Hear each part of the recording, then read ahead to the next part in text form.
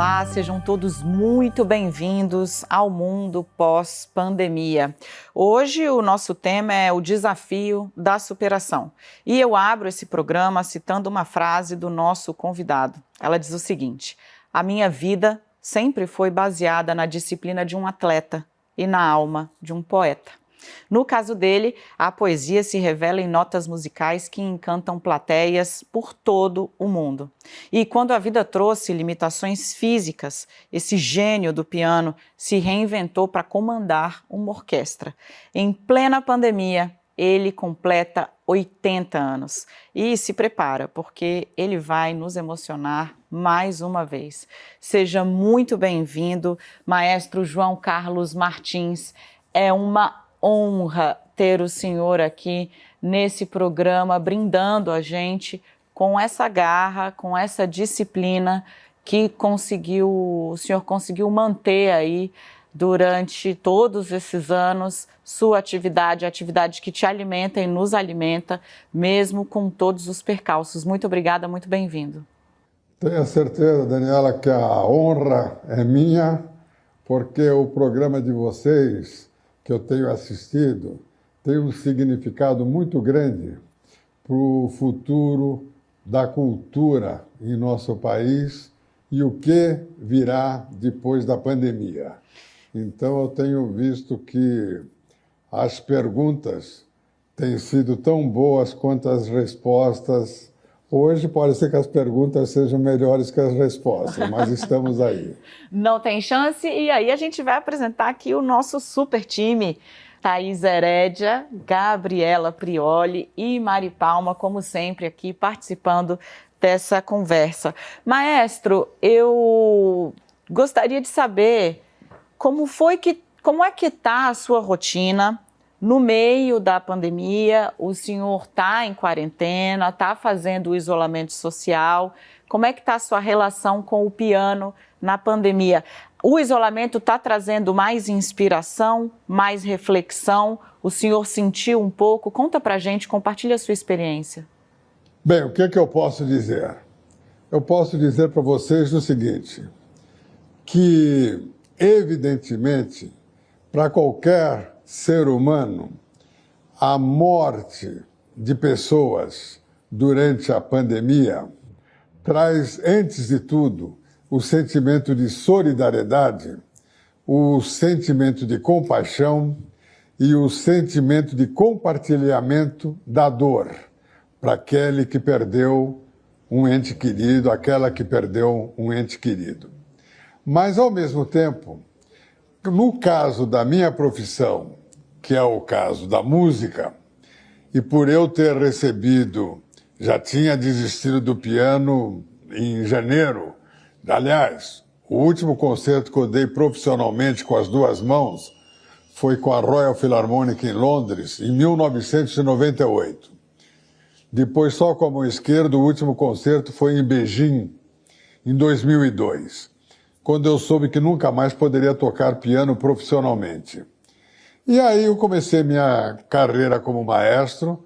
Já foram mais de quase 2.000 concertos que eu realizei como maestro, procurando democratizar a música no Brasil e levar o nome do Brasil para o exterior. Mas, então, no caso da pandemia, depois que eu recebi essas luvas extensoras, então eu estou tendo a oportunidade de estudar cerca de 7 horas por dia, como quando eu tinha 8 anos de idade. E eu passo o que acontece na pandemia? Você, durante a pandemia, pode fazer do seu dia um dia longo ou do seu dia um dia curto. Quando chega às 7 horas da noite, eu falo para mim mesmo, meu Deus, já está escuro, acabou o dia. Então a música faz com que eu faça do meu dia a dia um aprendizado. E esse aprendizado acompanhado de um sentimento de dor por ver os acontecimentos que estão acontecendo com o Covid-19. Quem vai começar? Eu posso. Maestro, eu li o seu livro, João de A a Z, E o senhor tem uma frase lá que me marcou muito, que o senhor diz o seguinte: perder as mãos para o piano foi a pior coisa que aconteceu na minha vida. E perder as mãos para o piano foi a melhor coisa que aconteceu na minha vida, porque eu me tornei maestro. A gente está vivendo um momento de trauma. Como foi esse processo para o senhor de transformar uma coisa ruim em uma coisa boa para que as pessoas possam aplicar isso na vida delas?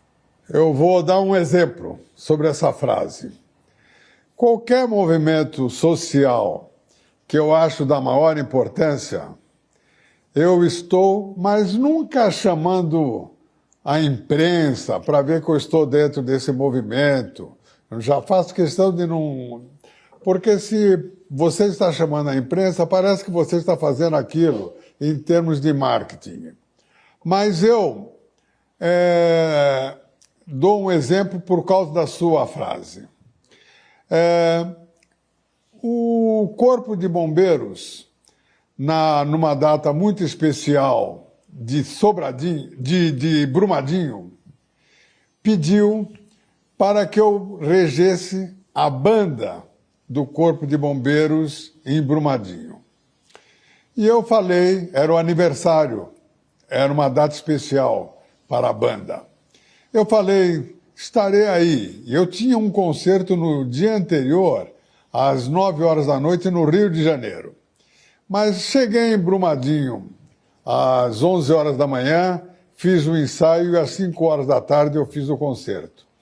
E foi um concerto, eles já tinham realizado alguns concertos em Brumadinho, mas eles não tinham tido o público que eles esperavam. Foi ao ar livre e realmente estava uma multidão enorme. E o concerto foi muito emocionante. O concerto foi muito emocionante mesmo. E quando algumas histórias que eu fui sabendo durante o concerto, que me contaram, eu chorei muito. Eu sou um velho chorão. Mas aí o chefe, o comandante do Corpo de Bombeiros, ele chegou para mim e falou assim: maestro, uma frase sua será o símbolo para o Corpo de Bombeiros de Brumadinho. Eu falei, qual frase? Ele falou, a pior coisa que aconteceu na minha vida foi perder as mãos para o piano, e a melhor coisa que aconteceu na minha vida foi perder as mãos para o piano. A pior coisa que aconteceu na nossa vida foi a tragédia de Brumadinho. E a melhor coisa que aconteceu na nossa vida foi a tragédia de Brumadinho. Porque nós sempre nos dedicamos com todo empenho em qualquer problema que houvesse na nossa cidade. E sempre tratando de problemas principalmente físicos. Mas, de repente, nós percebemos que tínhamos que tratar da alma das pessoas.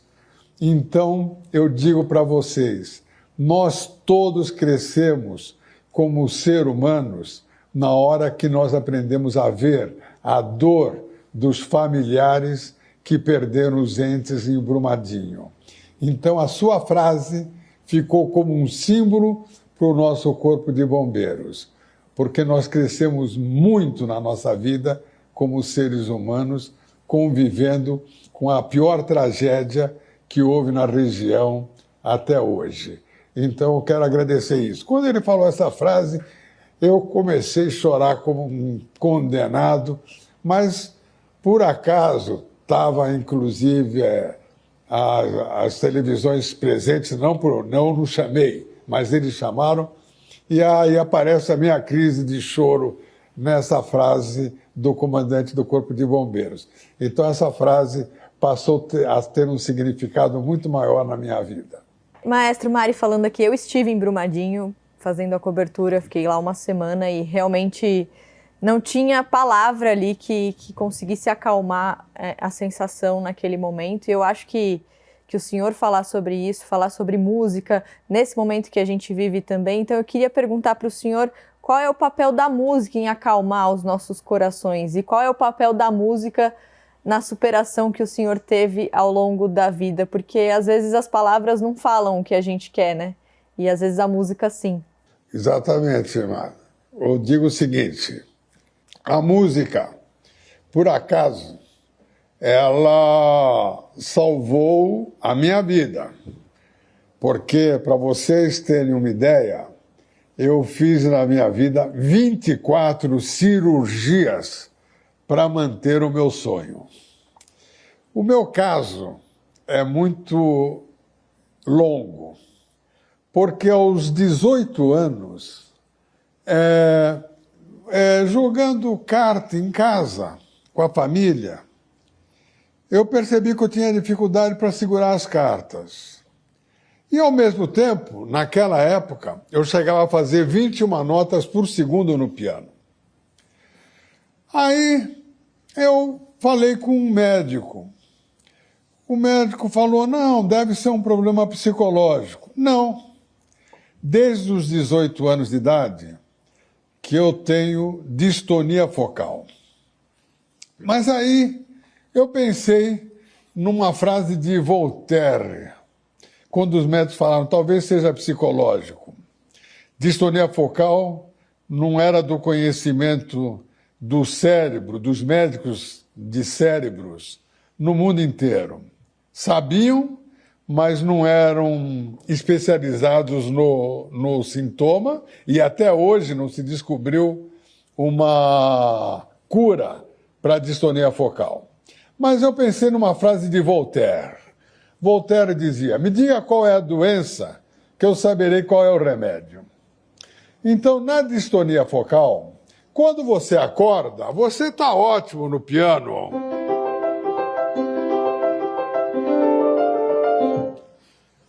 Mas, na distonia focal, você, quando acorda, você está ótimo. Depois, os problemas começam a aparecer depois de umas 3 ou 4 horas.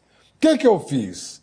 Eu dei na minha vida como pianista, eu acho que uns 3.000 concertos, 3.500 concertos em toda a minha vida, aqui no exterior, principalmente no exterior, porque desde os 18 anos eu fui morar nos Estados Unidos. Eu percebi que eu tinha que transformar o concerto em dia, ou seja, conforme está no filme João o Maestro, eu comecei se o concerto era às 8 horas da noite, eu dormia das 3 até às 7:30 da noite, já ia para o camarim do teatro, ou dormia deitado num chão, no tapete, ou num sofá, para que quando eu acordasse, essa facilidade eu tenho de dormir a hora que eu quero. Essa facilidade fazia com que eu entrasse em palco como se fosse 7 horas da manhã. E aí o meu concerto, quando acabava, quando começava a ter o primeiro sintoma de distonia focal, eu já tinha acabado o concerto. E assim eu levei a minha vida inteira fazendo as minhas apresentações e todas as minhas gravações, que eu gravei cerca de quase 40 CDs na minha vida, 30 e tantos CDs. Em toda a minha vida, as minhas gravações eram às 6 da manhã, 7 da manhã. Os técnicos falavam, meu Deus do céu, temos que acordar às 5 horas para irmos para o teatro, porque eu nunca gravei em estúdio, só em teatro, e teatro de madeira, primeira vez em Los Angeles e depois na Europa. Então, o que eu aprendi na vida é que você tem que ter, como eu falei, a disciplina de um atleta, a alma de um poeta, e graças à música, quando eu não tenho nenhuma vergonha de falar, quando fora a distonia focal, fora o LER, eu tive lesão no nervo ulnar. Só aqui tem 3 operações. Fui operado pelo maior neurocirurgião da época, o nome dele era Josef Ransohoff. Cheguei a tocar com dedeiras de aço, cheguei a ter sangue nas teclas tocando piano, e eu não tenho vergonha nenhuma de falar que aos 28 anos, quando eu percebi que estava no fim, que eu não poderia continuar, depois eu pensei, cheguei a entrar numa banheira para me suicidar. Aí, estava já na banheira e tocou o telefone. Meu problema era da mão direita. E eu não ia atender o telefone. Mas eu resolvi atender o telefone. E era o meu professor de piano, professor Clias, que chegou e falou: João, estou sabendo do teu problema na mão direita, mas tem tanta coisa para a mão esquerda. Eu voltei, fiquei conversando com ele no telefone, joguei a gilete e nunca mais esse pensamento passou na minha cabeça. E eu comecei a acreditar numa coisa chamada trajetória da esperança. Então você me perguntou sobre a música. A música não só salvou a minha vida, mas a música explica que Deus existe. Maestro, o senhor está fazendo 80 anos no meio da pandemia, que é um evento inédito. O senhor representa um grupo de pessoas que certamente tem sofrido o maior desafio, que é de enfrentar o medo de ficar doente, o risco da morte e a solidão. Os idosos estão muito sozinhos, inclusive por precaução das famílias, com medo de se aproximar e colocar a vida deles em risco. O que é? Eu sei que o senhor é jovem, que o senhor tem 80 anos, mas tem corpinho de 45 e cabeça de 18. As mãos, então, nem se fala. Mas pensando nesse grupo de pessoas, né, o Brasil é um país que começa a envelhecer, outros lugares do mundo, Europa, por exemplo, já é bem mais velha. Como é que o senhor está enxergando esse momento para os idosos? Foi uma boa pergunta, porque meu aniversário, eu sou canceriano, 25 de junho, 80 anos, mas aos 80 anos exatamente, eu estarei anunciando os meus projetos para os próximos 20 anos. E eu dou um exemplo. Meu pai, aos 37 anos, teve um câncer violento. Tiraram 3/4 do estômago dele, no Hospital Santa Catarina. Naquela época, o maior especialista médico chamava-se Dr. Benedito Montenegro. E meu pai tiraram 3/4 do estômago, câncer violento, e o meu pai ouviu o Dr. Benedito Montenegro falar para minha mãe, na antessala, ele ouviu do quarto, falar para minha mãe, o Dr. Benedito, o seu marido talvez, com muita sorte, pode ter 6 meses ou alguns meses a mais de vida. Mas essa é a realidade, porque naquela época os médicos não falavam para o paciente como atualmente. E meu pai pediu para que o doutor Benedito Montenegro e minha mãe entrassem no quarto e que ele repetisse a frase. E o doutor Benedito, assustado, porque ele tinha ouvido, falou: o que eu falei para sua esposa foi exatamente isso. Aí meu pai olhou para o doutor Benedito, para minha mãe, e falou: porque vocês não me conhecem. E ele morreu aos 102 anos de acidente. E teve uma vida fantástica. Aos 102 anos, ele andava 1,5 km por dia e tinha 200 sonetos de cor na cabeça. E aos 87 anos, é tanto que ele está no Guinness Book, ele chamou os 4 filhos e falou: olha, vocês todos venceram na vida, chegou a minha vez. E ele tornou-se escritor e chegou a escrever 7 livros. E morreu de acidente aos 102 anos.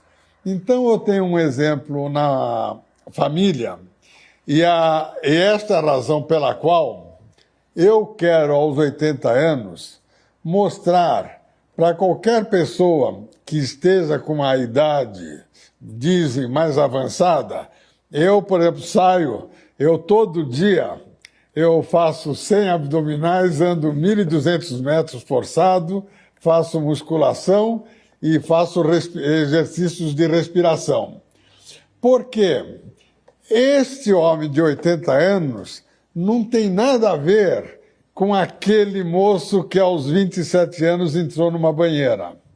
E quando eu me lembro que eu estava dando um concerto em Berlim com dedeiras de aço e tocando uma música dificílima, que era mais ou menos assim.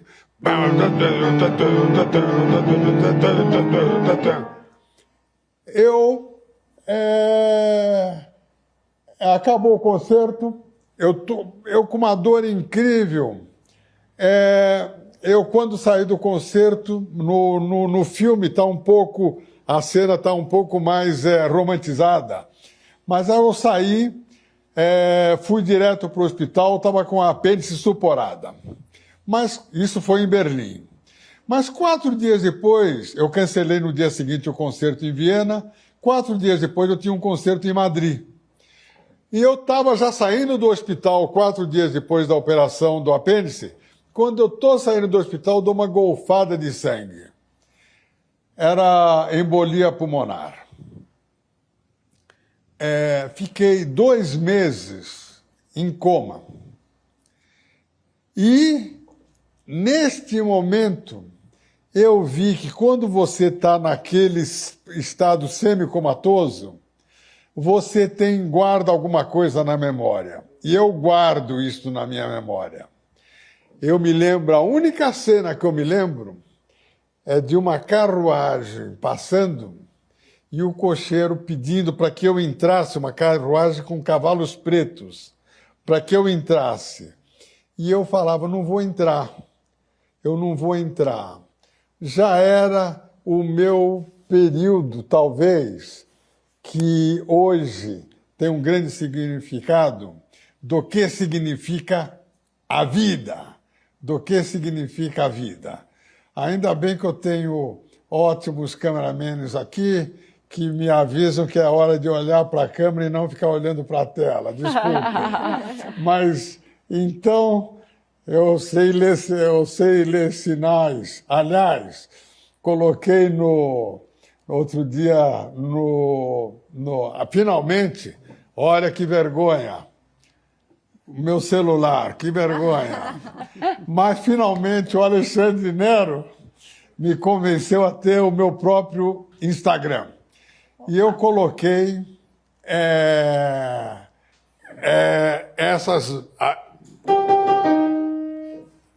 Coloquei o final da Quinta Sinfonia de Beethoven no maestro Carlo Martins, aliás, no dia da invasão da Normandia, que acabou com a guerra mais sangrenta da história. Eu vi, naquele momento, que eu tinha o amor à vida. Então, esse amor à vida, que eu não quis entrar na carruagem, que é a única lembrança que eu tenho, foi naquele período meu de turbulência entre o sim e o não, que acabou com uma definição final, que foi a definição de prezar, antes de tudo, a vida. E assim sendo, hoje, com 80 anos, a minha ideia, quem sou eu para me achar com essa importância? Mas a minha ideia de dar esperança para aquelas pessoas que acham que eles não têm muitas coisas a contribuir. Ingmar Bergman tem uma frase fantástica. Ele diz que subir uma montanha é muito legal, mas quando vai chegando no topo da montanha, tudo fica mais difícil. Mas do topo da montanha, você consegue ver a vida com muito mais clareza. E essa é a fase que eu estou passando na minha vida e o meu conselho para os idosos. Maestro, o senhor, além de ser esse exemplo, o nosso, talvez, a nossa instituição, né, da resiliência, o senhor, sempre que eu escuto o senhor falar, é uma celebração de tudo que é humano. E muito do que a gente pode fazer, do que o humano é capaz de fazer. Sempre eu fico com uma impressão assim de caramba, entendeu? Aonde o humano pode chegar. O senhor sempre me traz essa sensação por si só de esperança, de que é possível batalhar e vencer.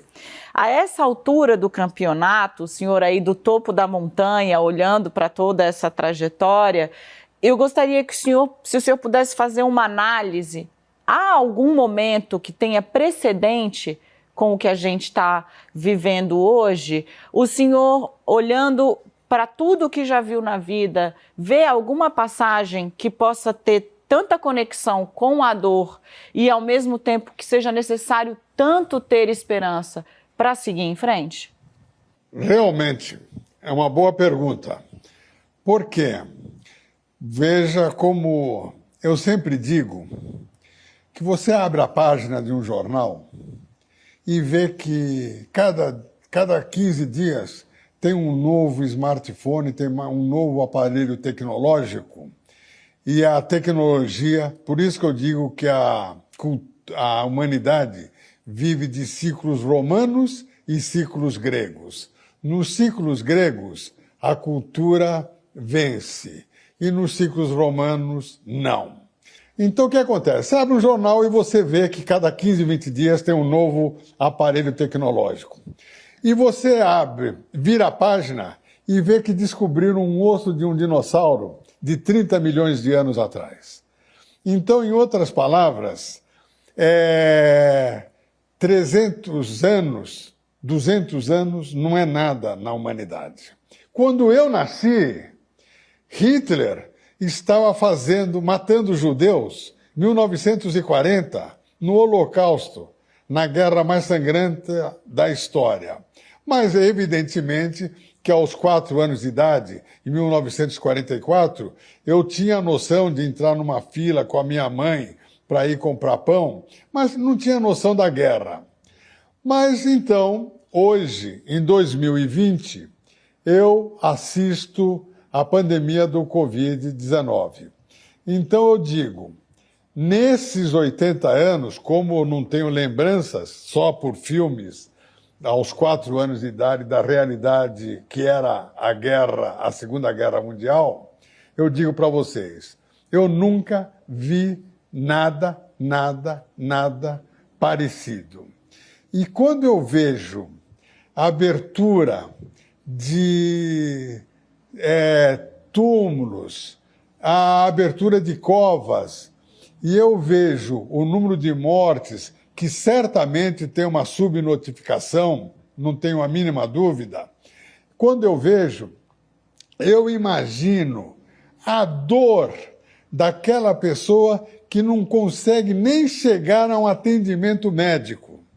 Então, a Covid realmente é algo que foi uma experiência que eu não assisti durante toda a minha vida. A gente vê de longe uma guerra como a guerra do Vietnã, a gente vê o caso do Estado Islâmico na Síria, tudo isso a gente assiste por televisão. Mas, fisicamente, no Brasil, é a primeira vez que a gente assiste uma tragédia desta proporção.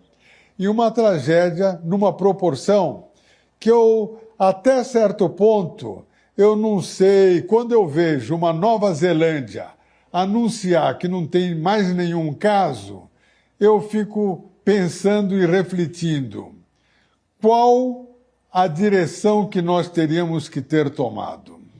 Então, é uma vivência que eu espero. Aí é bom até eu já ter 80 anos, porque eu espero nunca mais que aconteça nada nesses próximos anos.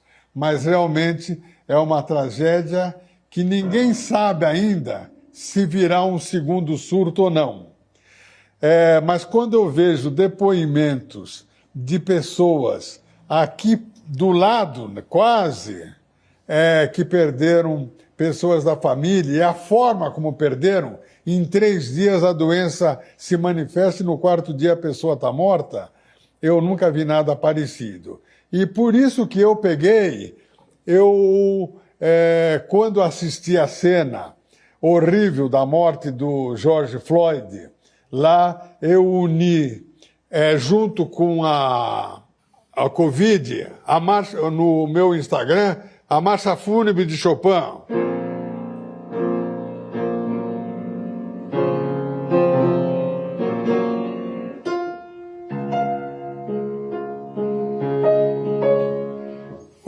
eu pus a marcha fúnebre, que era a única forma que eu podia homenagear aquelas pessoas que se foram.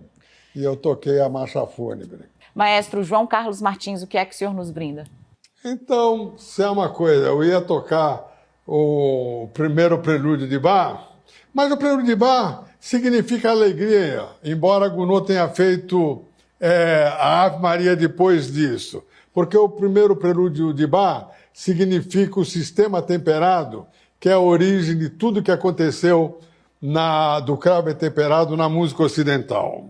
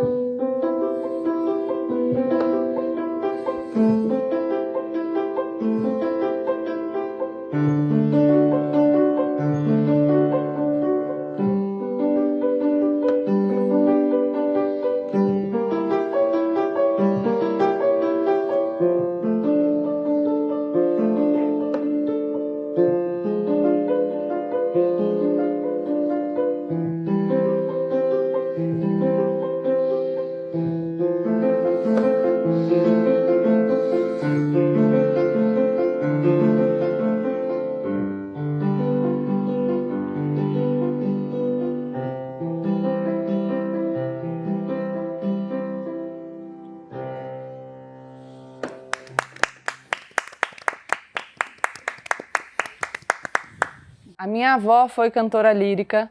Eu tive um primo maestro que faleceu muito precocemente. Eu sei que é um mercado que encontra dificuldade, nem todas as pessoas conhecem a música clássica e o maestro exerce um papel fundamental na difusão desse universo.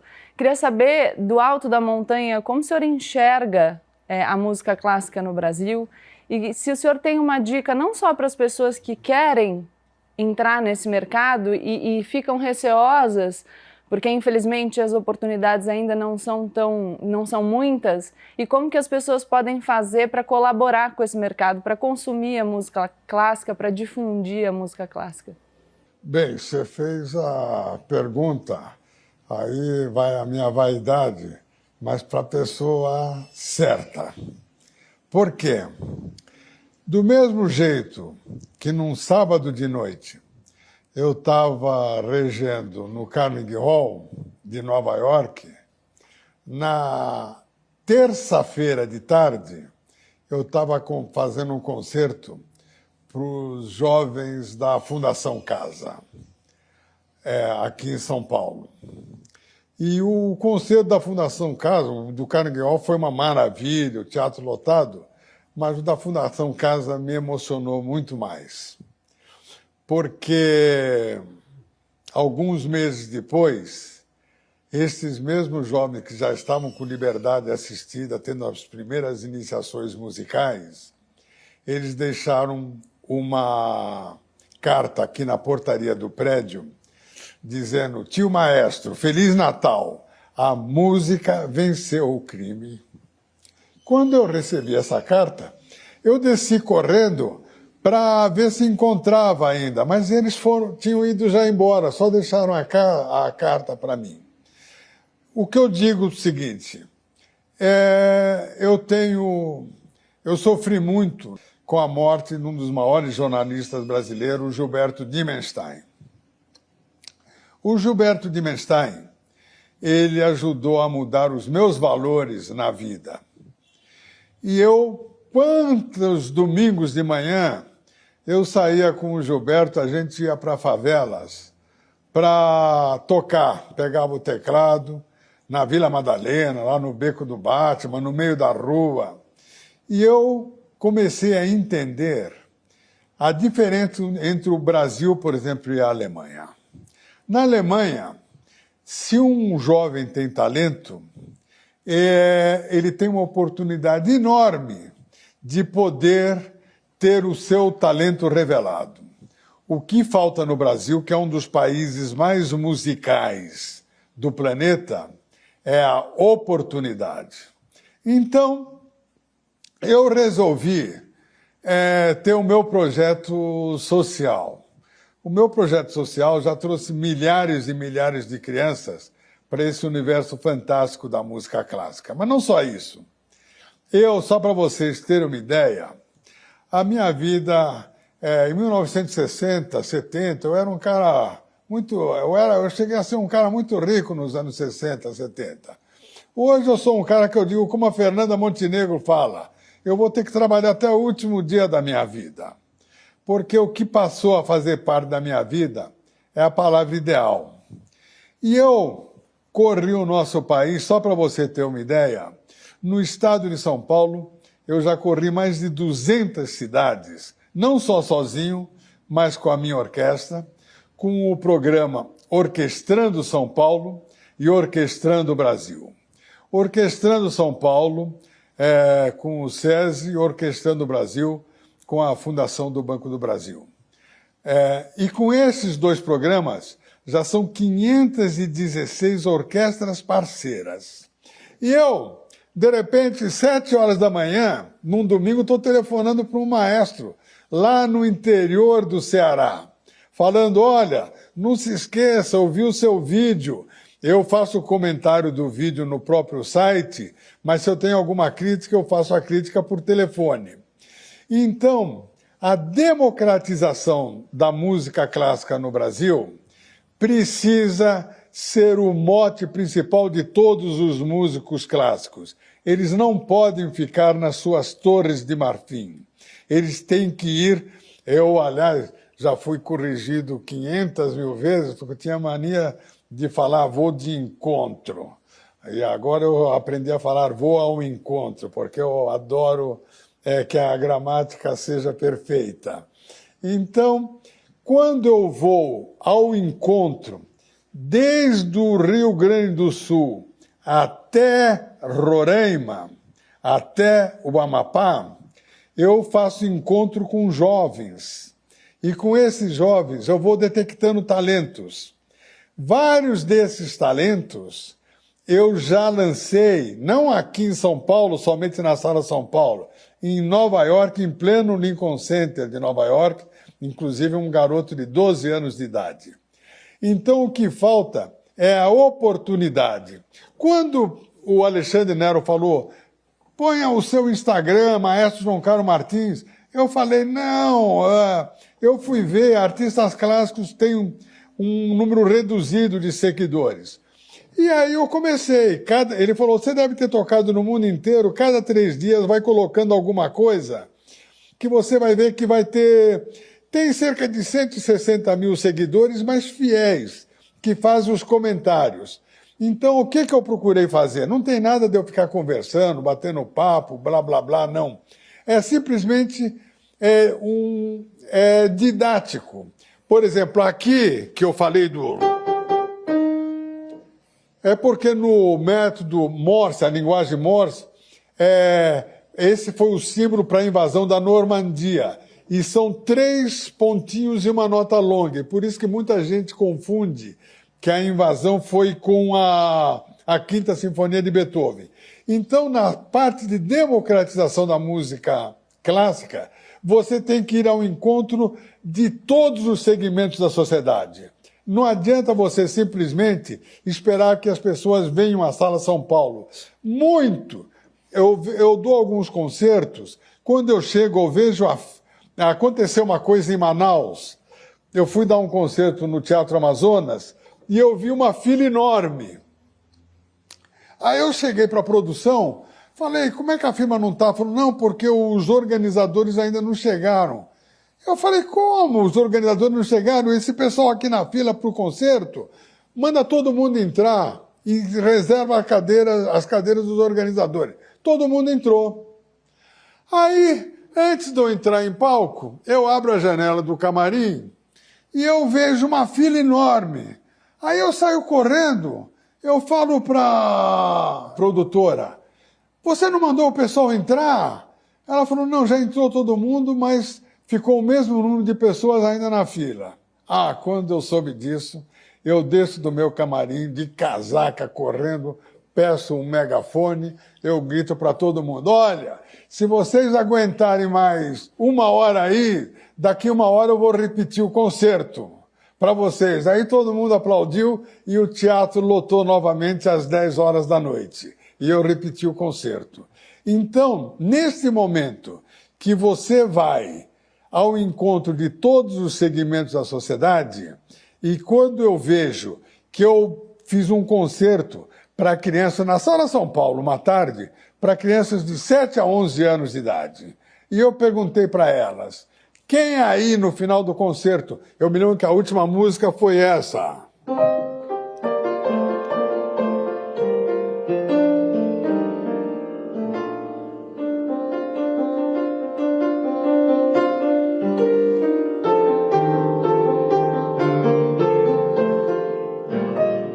Do Morricone.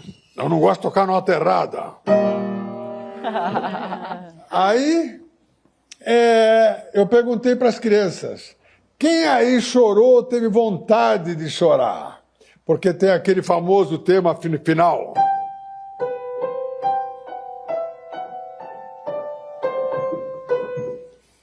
Eu falei, quem aí chorou ou teve vontade de chorar? 70% das crianças levantaram as mãos.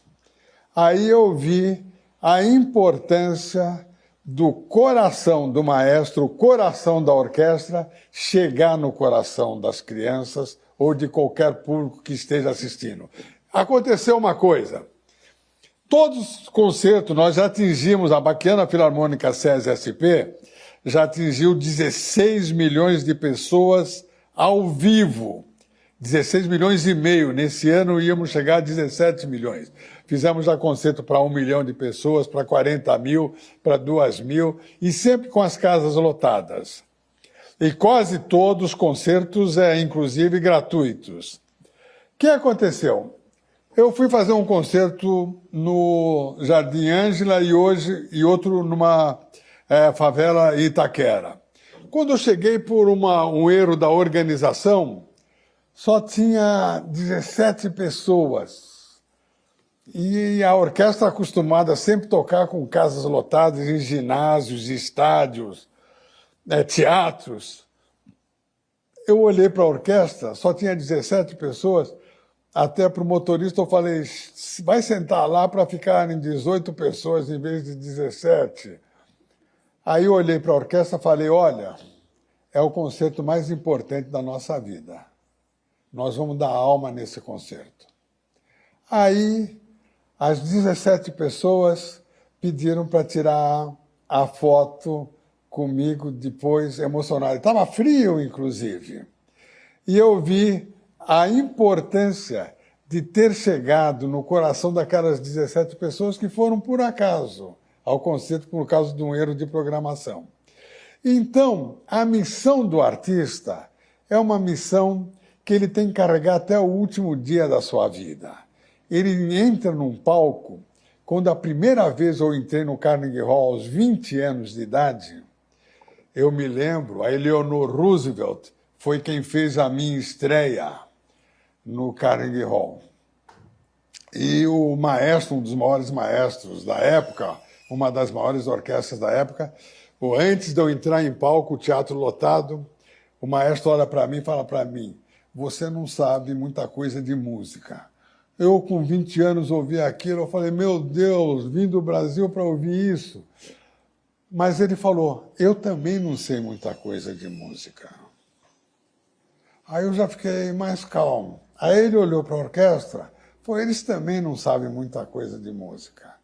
Aí ele abriu a janelinha, mostrou o Carnegie Hall lotado e falou, mas eles sabem muito menos do que nós todos aqui.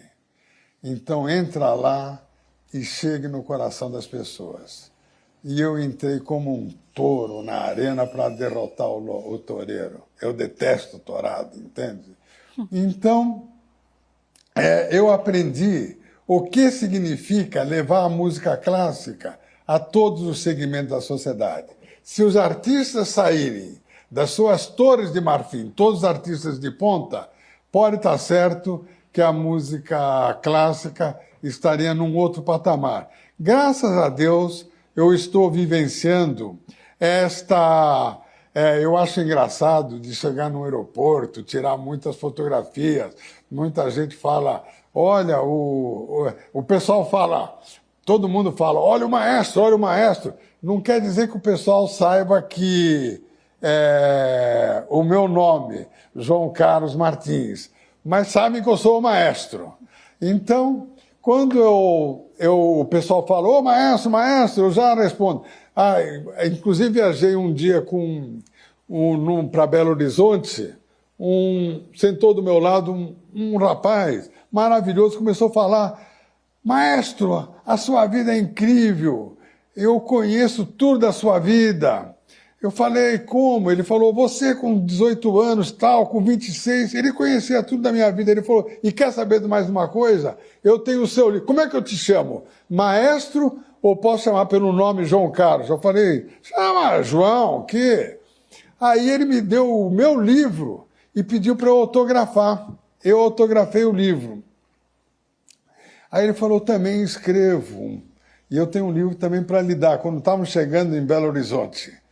Aí ele pegou, fez a assinatura no livro dele, me entregou. Quando eu leio, está escrito ao maestro Antônio Carlos Martins. Eu fiquei sem graça, olhei para ele e fiz de conta que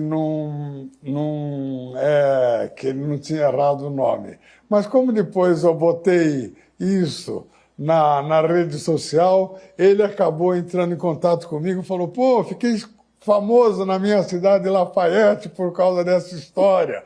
Muito bem. Então, o que acontece é que eu sinto que hoje, na música, você tem temas, por exemplo, quando eu chego num lugar e eu faço...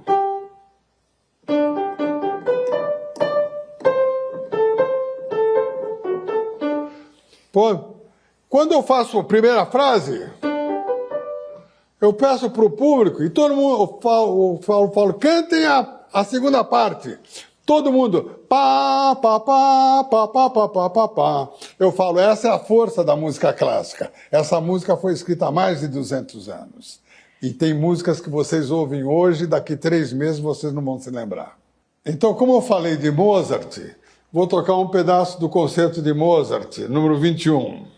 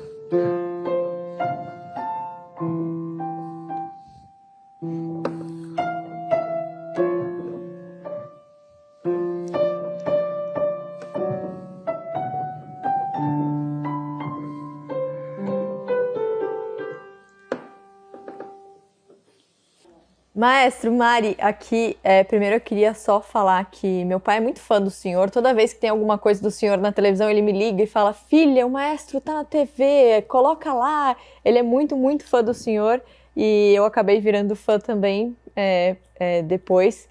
E eu queria saber do senhor, o senhor falou muito sobre o trabalho com os jovens.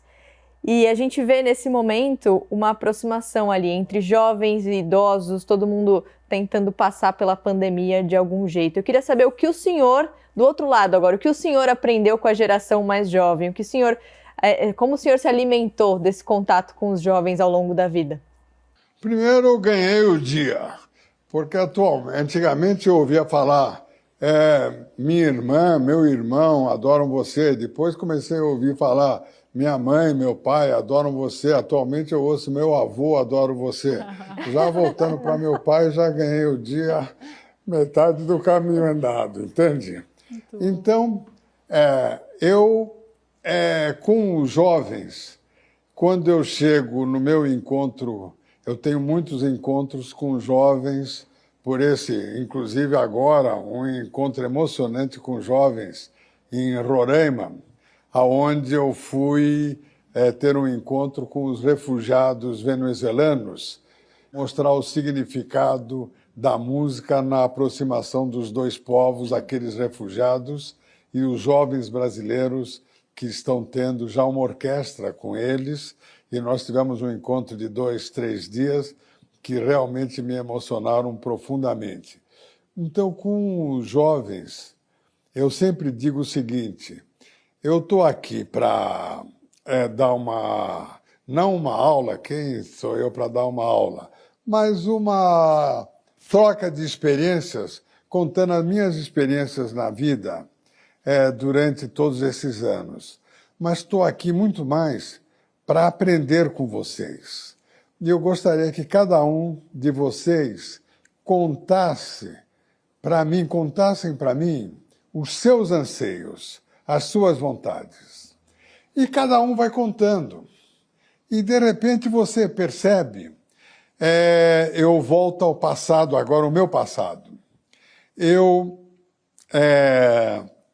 Quando tinha 10 anos, eu já tinha uma técnica assim muito forte. E eu dizia o seguinte, que eu falei para o meu pai, piano, eu acho que ou é fácil ou é impossível, mas nunca é difícil. E meu pai falou, filho, nunca mais repita isso, porque muitas pessoas, você recebeu um dom de Deus. E você agora precisa da disciplina, para ser aquilo que você gostaria de ser. E eu nunca mais repeti essa frase. Mas outro dia, aliás, quinta-feira, eu estou colocando uma música que eu toquei há uns 30 anos atrás, 40 anos atrás, e eu vou repetir a frase, piano é fácil ou impossível, foi a frase que eu falei quando tinha 12 anos e meu pai me deu esse conselho. Mas olhando esse vídeo eu digo, meu Deus, era fácil mesmo, mas não impossível. Então, o que acontece? Eu percebo que aqueles jovens, você vai realmente conseguindo descobrir. Eu tive primeiro a Baquiana Jovem, só com meninos de 12, 13, 14 anos. Hoje são todos profissionais e fazem parte da minha Baquiana Filarmônica SESI-SP. Então, eu acompanhei a evolução desses jovens. Alguns foram tomando outro... Eu falei, o importante é vocês não obedecerem à vocação que querem dar para vocês. Vocês têm que obedecer o sentimento de vocês para entenderem qual a vocação que vocês realmente têm. Pode ser que a sua vocação não seja para a música. Pode ser que a sua vocação seja para outra coisa. Mas se for para a música, passa a saber que um músico, antes de tudo, é um missionário. E ele tem uma missão para cumprir até o último dia da sua vida. E essa missão é aquilo que tem que fazer de você um ser humano que possa falar no final da sua vida. Eu tentei deixar um legado. Se eu conseguir, muito bem. Se eu não conseguir, paciência. Mas siga a sua vocação. E é isso que eu tenho aprendido com os jovens, porque eu peço para que cada um diga qual o sentimento dele, qual a vontade dele. E eu, como jovem, também passei por um momento muito engraçado na minha vida. Eu não era uma criança, eu já tinha uns 20 anos, eu já morava nos Estados Unidos, vim fazer uma turnê aqui no Brasil. E nessa turnê, um velhinho eu estava fazendo um ensaio de tarde num teatro no interior e um velhinho chegou e falou: ai, João Carlos, ele devia ter uns 90 anos, o meu sonho era te conhecer, porque eu vejo falar tanto de você e eu toco violino, eu queria tocar o bis com você. Eu falei: claro, eu toco, me dá a partitura aí que no bis o senhor vai tocar comigo. E aí ele me deu a partitura de Quizardas, que é ultra rápido. E ele começou a tocar, eu acompanhando, era tão lento. Pá, pá, pá, pá, pá, pá, pá. E eu lá. Pam, pam, pam, pam. Aí eu falei para ele: ó, tá muito bom, mas tá lento. Aí ele começou a chorar. Ele debruçou a cabeça no piano, chorando. Eu falei: meu Deus, o que eu fui falar? Ele falou: tô chorando, meu Deus. Eu falei: mas por quê? Ele falou: porque há 60 anos atrás eu ouvi essa mesma frase, ou 70 anos, sei lá, do Monsenhor. Porque eu vim aqui nesta cidade e o Monsenhor ouviu eu tocar violino e também falou que eu tinha talento. Aí eu percebi que ele entendeu o talento meu como o talento dele, entende? Então, aí eu tive uma lição de vida. Nunca mais na vida eu falo talento. Eu falo: ó, tá um pouco devagar, vamos tocar um pouco mais depressa. Nunca mais falei. E numa entrevista, agora já que eu estou contando alguns casinhos, numa outra entrevista, eu estava em Portugal dando uma entrevista e também eram umas senhoras, mulheres me entrevistando. E na mesa tinha uma garrafinha. E elas falando: mas o seu caso de superação é incrível, o senhor já fez tantas operações e o senhor com esse astral, e o senhor rindo e mostrando felicidade. Mas eu não estava rindo por causa disso, porque a garrafinha de água que estava do lado, o nome era Pé na Cova. E eu falei: eu com tantos problemas, claro que eu tenho que dar risada. Estou pensando em estar com o pé na cova agora, meu Deus do céu. Mas o nome da água mineral era Pé na Cova, sem um acento. Então eu comecei a rir numa hora que eu estava contando uma tragédia dos meus acidentes e tudo mais.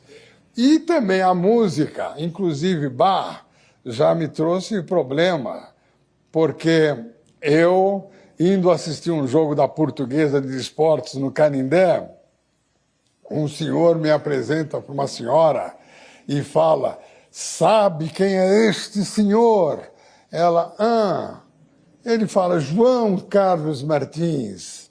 A senhora: Ele fala: João Carlos Martins, o maior intérprete de Bach no mundo. Ela: Aí ele ficou irritado, ele falou: claro que a senhora não esperava encontrar João Carlos Martins, o maior intérprete de Bach, num jogo da Portuguesa da 2ª divisão no Canindé. Ela fala: é que eu não frequento barzinho, não, entende? Aí eu vi que Bach também me trouxe alguns momentos difíceis pelo nome. Thaís Herédia. Maestro, eu não posso fugir à regra e eu tenho que sempre falar do meu filho, dos meus filhos nos programas, mas nesse é especial, porque o meu filho é pianista. Ele tem 15 anos.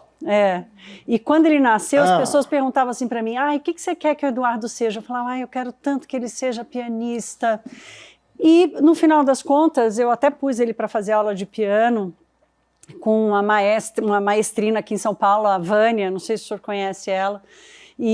Sei quem é, claro. Ela foi professora dele, mas é claro que se não tivesse a vocação e o talento, não adianta o meu desejo, né? Ele não foi para música clássica, ele foi para música pop, mas ele conhece o senhor. Eu falei que eu ia gravar com o senhor, ele falou: nossa, ele é o maior intérprete do Brasil, como é que tá a mão dele? Então, o pai da Mari é seu fã e o meu filho também.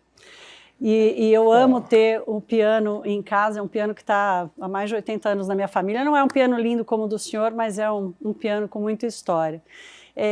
Agora, contei a história, vou mudar de pergunta. Mas o que eu queria saber, o senhor está falando de todos os lugares que o senhor já frequentou, das plateias, da conexão que o senhor fez com as plateias. Provavelmente a pandemia vai mudar completamente esse cenário. A relação com as plateias, que plateias, né? E quando, em que lugar? A internet tem resolvido muita coisa, mas o que o senhor está esperando desse novo encontro com as novas regras e com o novo desenho de relação entre o artista e a sua plateia? Primeira coisa que eu digo é o seguinte: nós começamos o problema da cultura com uma solução que não foi dada.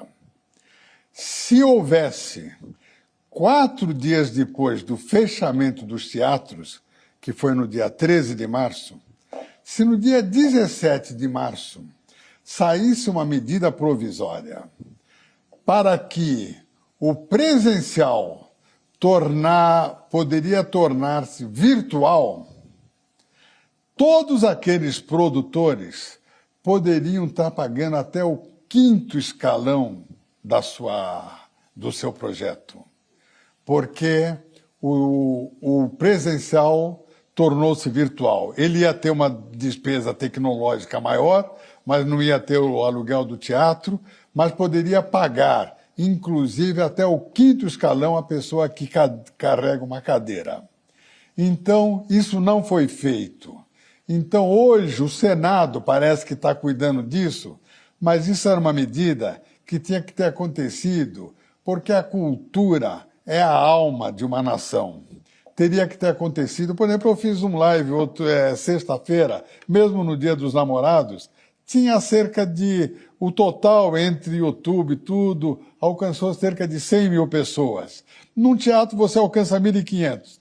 Se durante a pandemia você tivesse uma medida que transformasse a Lei Rouanet de presencial em virtual, todos aqueles... Eu não estou preocupado com os artistas que, graças a Deus, eles conseguem conviver durante a pandemia. Eu estou preocupado com aquele que realmente está lá ou na bilheteria ou está lá carregando uma escada. Eu conto um exemplo. Uma pessoa que trabalha em teatro, que gerenciava até atrás do palco, que telefonou aqui em casa e que mandou um e-mail pedindo um empréstimo. Aí eu fiquei preocupado.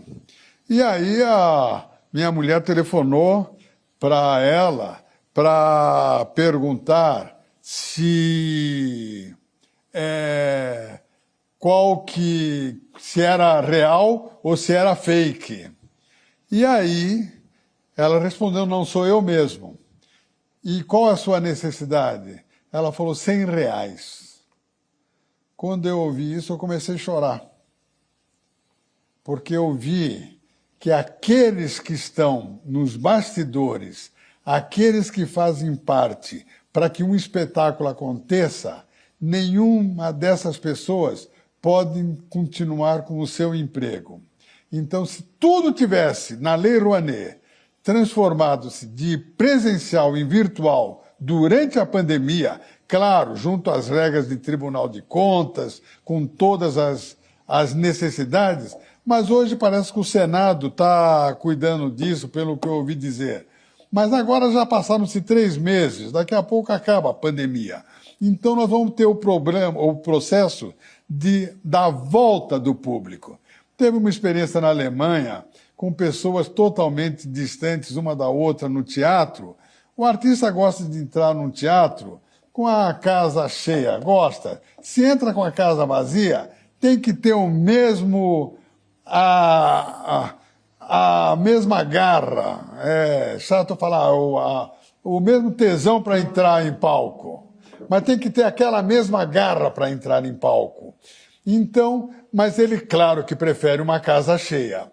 Então, esses concertos, nós vamos ter que ter um trabalho muito sério da volta do público da pós-pandemia.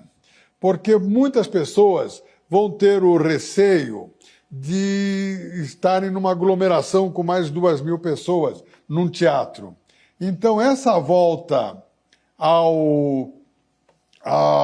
do público, eu acho que vai ser um trabalho onde os artistas têm que ter uma conscientização muito grande, que eles têm que ter aquela parte carismática para trazer o público de volta aos teatros. Eu não acho que a volta será simplesmente com a abertura de um teatro, o teatro vai estar lotado. Não creio nisso, porque realmente ainda o Covid-19 é um inimigo invisível. E, inclusive, hoje, quando eu fiquei felicíssimo de ter colocado lá no que eu falo sempre, eu faço muita propaganda desse maestro João Carlos Martins, mas não é propaganda, não. É contar uma coisa que eu acho muito bacana. Eu botei eu regendo o trenzinho caipira de Villa-Lobos, falando festa junina em casa. E eu estou regendo o trenzinho caipira na Sala São Paulo, no Broward Center e no Lincoln Center. E foi feita a união das 3 imagens com Villa-Lobos e o trenzinho caipira. Moral da história. O que vai ser a nossa luta pós-pandemia? Trazer o público de volta de uma forma, eu diria até carismática, para que e mostrando que só existe um tipo de música, a música de bom gosto. Eu já fiz um concerto emocionante com a Maria Bethânia, por exemplo. Foi um dos concertos mais emocionantes, que no final do concerto, em homenagem a ela, eu toquei isso.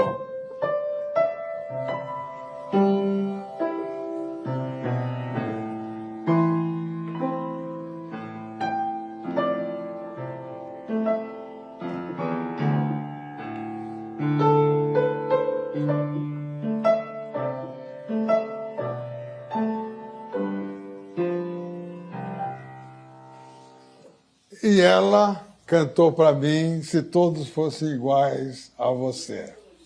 Então, eu só acredito na música de bom gosto. Música de bom gosto é você unir, muitas vezes, no final dos concertos, eu faço o Trem das 11 depois de reger uma sinfonia de Beethoven. Mas quando eu contei do Villa-Lobos do Trenzinho Caipira, foi porque foram colocadas fotos de trenzinhos Maria Fumaça, e na última foto, uma foto de 1920, se não me falha a memória, que estava escrito na estação Democracia e Liberdade.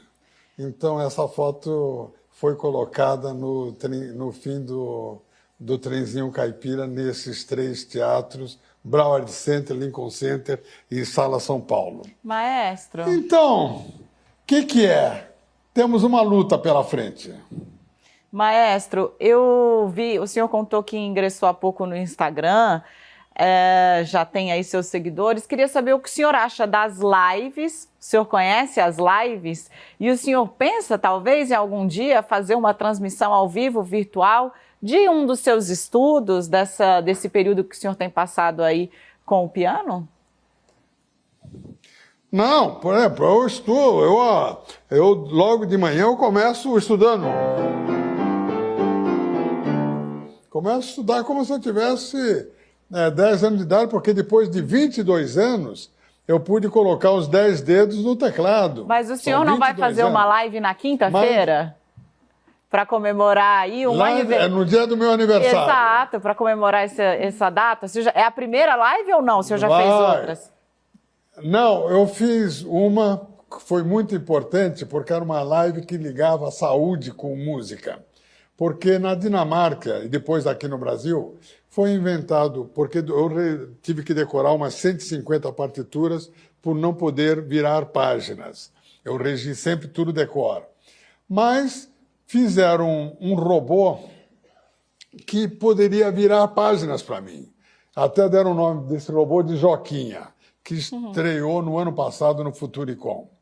Então, esse robô, aí está a importância da ligação das artes com a vida, com a saúde, do espírito com o corpo.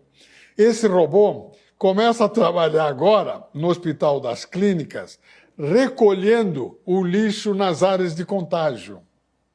Então, esse robô passa a ter duas atividades. Então, foi feita uma live sobre esse robô, que foi maravilhosa. Fiz uma outra, mas no dia 25, o Jô Soares, a Ana, o Chitãozinho, o Tom Cavalcante, o Casão, o Casagrande, que me deu o diploma da democracia corintiana, vários artistas, o Serginho Grossman, então vão participar da live. E nessa live eu vou abrir, eu ia abrir o meu coração, só que eu já abri meu coração na CNN.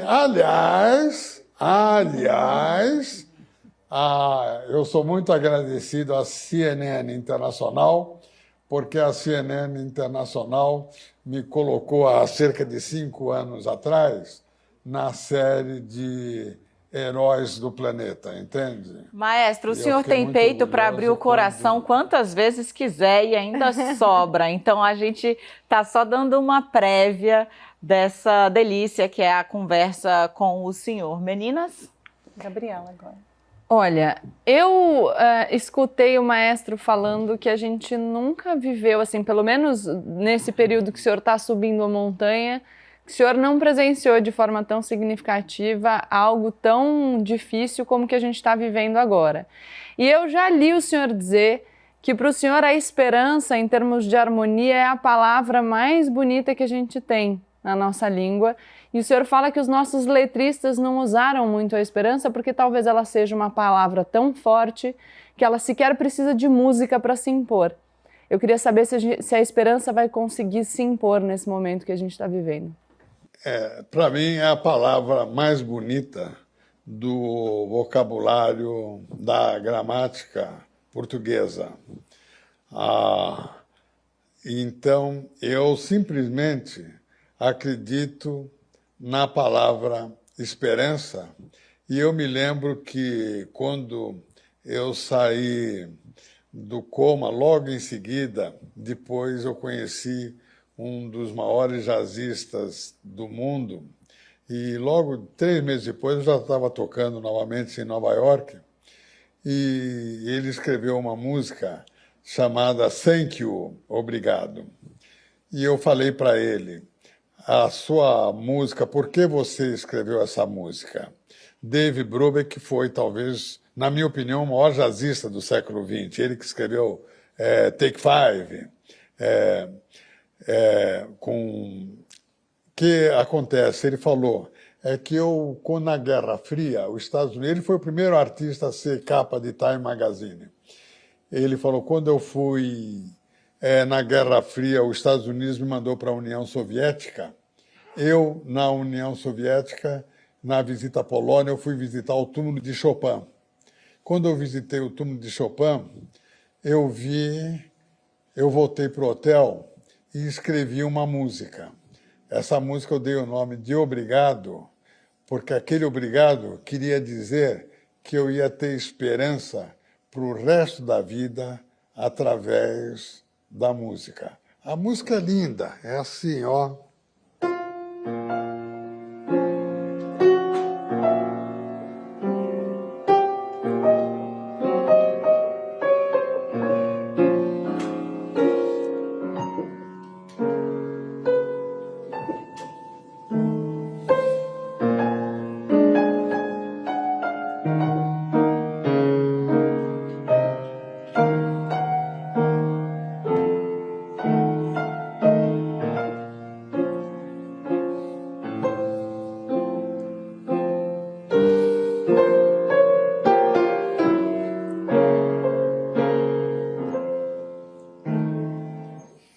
Isso quer dizer esperança.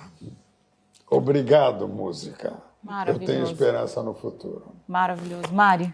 Maestro, agora a gente está vivendo um momento em que está todo mundo olhando para o outro. Existe um movimento muito grande de solidariedade. Por outro lado, as pessoas têm mais ansiedade, têm mais depressão, muita gente também entrando em discussões que às vezes não precisa. Eu queria saber do senhor se o senhor vê um caminho nesse mundo pós-pandemia do ser humano começar a olhar mais para o outro, dessa solidariedade, de certa maneira, evoluir também e ficar no pós-pandemia.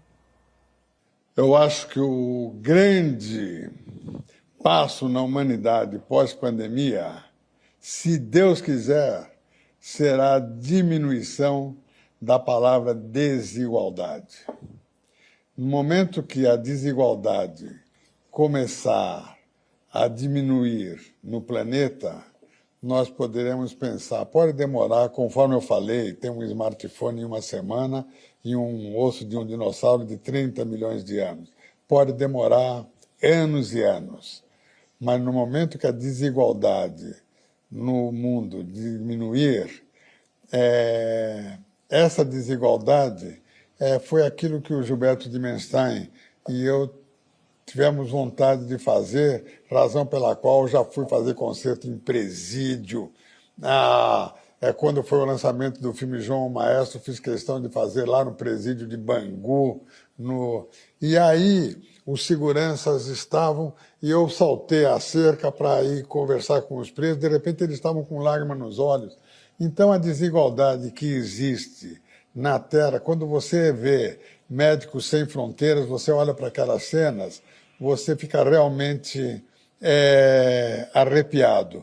Então, para que tudo aconteça, a frase que eu duas frases que eu adoro na história, sangue, suor e lágrimas, e do Churchill, na defesa da democracia na época dos anos 40. E do John Kennedy, que falou, não procure esperar o que o país possa fazer por você. Pense no que você pode fazer pelo país. Então, eu sou uma pessoa que tive erros e acertos na minha vida. Erros eu procurei corrigir e acertos eu procurei aprimorar. Então, hoje, até o último dia da minha vida, vocês tenham certeza que a minha meta é tentar deixar um legado. Se eu vou conseguir, não sei, mas a minha luta de tentar deixar um legado é através da música, levando a música para todos os segmentos da sociedade, desde a favela mais pobre, a palavra favela mesmo, muita gente fala, tem que falar comunidade, não, mas eles gostam que fale favela mesmo. É tanto que o nome do programa é Música na Favela. Então, desde uma favela até um palácio, que eu já toquei, você tem que levar a música com a mesma emoção. E no momento que a música está ajudando a dar inspiração, fazendo a sua parte, a sua pequena parte, através da música, mas ajudando a diminuir a desigualdade e o acesso à informação, ao conhecimento, você, no momento que está fazendo esta missão, você está procurando diminuir a desigualdade. Esta é a missão desse velho maestro. Maestro, eu desconfio, assim, eu tenho uma leve desconfiança que o senhor já deixou algum legado, viu? Eu tenho essa desconfiança, mas, enfim, o tempo vai dizer. Eu queria saber, certamente a desigualdade precisa ser encarada como uma prioridade, é importante lhe ouvir dizer isso, e eu queria ouvir qual é a sua prioridade na sua vida. O senhor mexeu ali na sua listinha do que fazer, porque a pandemia tem feito as pessoas fazerem isso. Quando acabar, a primeira coisa que eu vou fazer vai ser, sei lá, fazer uma festa, viajar, fazer um concerto. Qual é a sua listinha de prioridades do dia a dia, não da missão, que a missão o senhor já compartilhou conosco? A primeira coisa é Primeiro, agradecer a Deus por estar vivo, por não ter passado pela Covid e por poder continuar a sua missão. Primeiro, agradecer. E a segunda, continuar cumprindo a sua missão.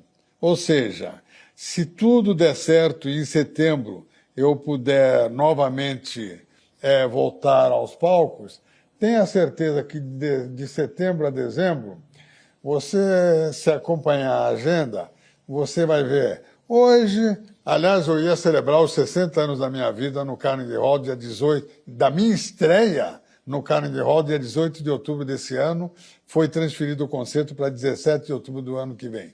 Mas se você acompanhar a minha agenda, você vai ver, tocando hoje no Teatro Municipal do Rio, amanhã você vai ver tocando na Rocinha, depois da manhã você vai ver tocando no ginásio da cidade de Sumaré, onde eu encontrei o Biratã, que me deu essas luvas fantásticas.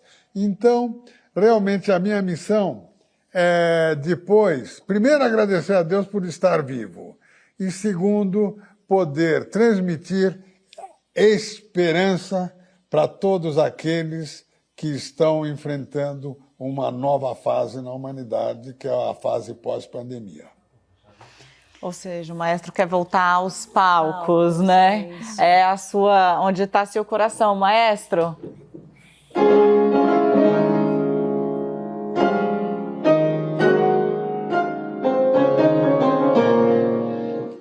Para tocar. Maravilhoso.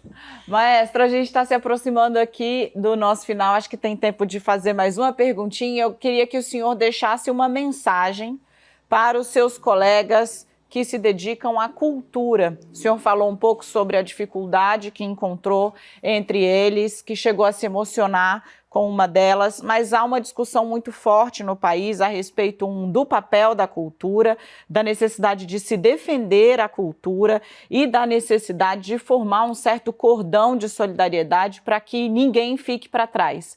Então, gostaria que o senhor aí, do alto da sua montanha, mandasse uma mensagem aos colegas que estão na batalha também para manter a cultura viva no Brasil. Bem, com a pandemia e com tudo que a evolução de um país, nós temos que tratar do físico. E, graças a Deus, a cultura trata da alma.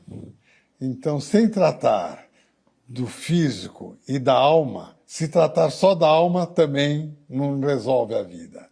Tem que se tratar da saúde, do conhecimento e da alma. E a cultura é o maior segmento para tratar da alma de um povo, de uma nação, de uma sociedade. Maestro, a gente não pode encerrar esse programa aqui sem cantar parabéns para o senhor.